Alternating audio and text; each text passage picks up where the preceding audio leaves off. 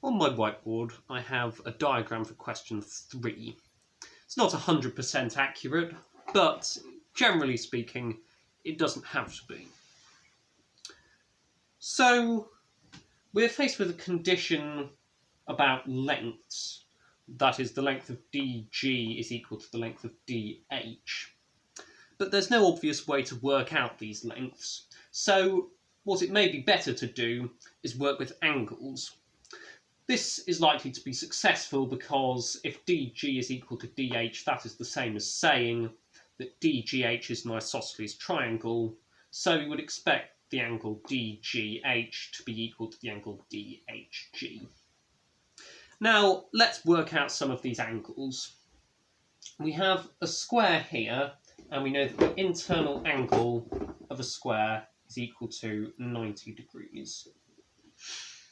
We also have a hexagon, and we know that the internal angle of a regular hexagon is equal to 120 degrees.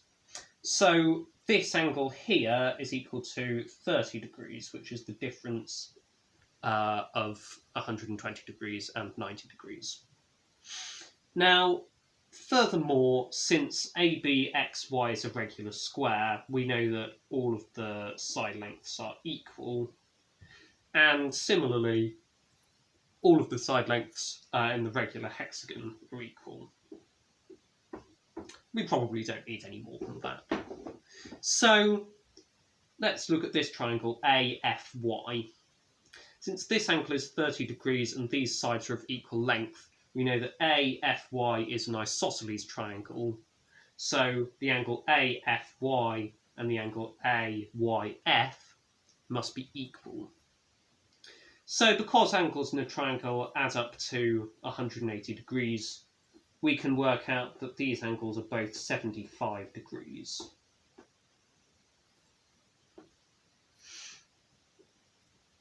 Okay, so how does this relate to the triangle DGH? Now we know that AF is parallel to CD, and so the angle AFH and the angle FHD are what we sometimes call Z angles. So these two angles are actually equal. AFH, this angle, is equal to FHD, which is this angle. So this angle here is equal to 75. Oh, I should make that a bit bigger.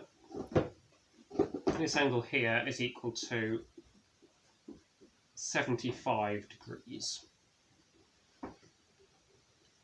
Okay, so now we need to look at one of the other two angles.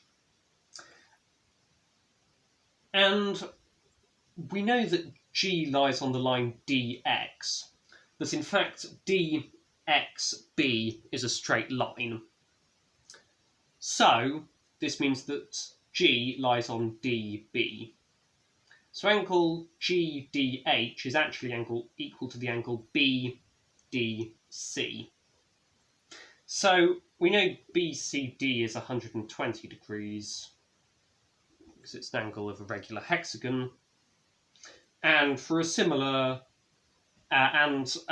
we know that BC is equal to CD because it's a regular hexagon again. So BCD is another isosceles triangle, which means that DBC is equal to BDC.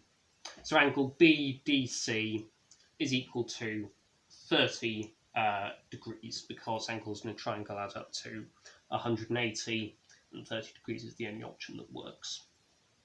So this means that angle HGD is equal to 180 degrees minus 30 degrees minus 75 degrees, which happens to be 75 degrees. So we know that the angle DGH is equal to the angle GHD. So DG is equal in length to DH, which is what we wanted to prove.